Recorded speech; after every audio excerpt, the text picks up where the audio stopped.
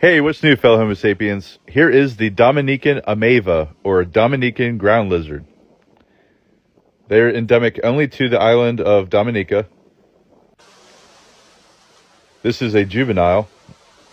The adults are a lot darker with blue spots on the sides.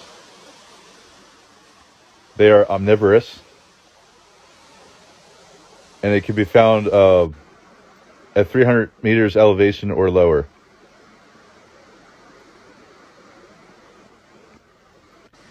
Unlike most of the other islands in the Caribbean, Dominica's reptile population is pretty healthy.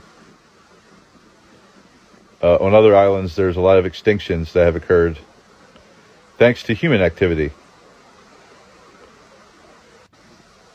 I just wanted to take some time to appreciate this species and the fact that we can still see it today.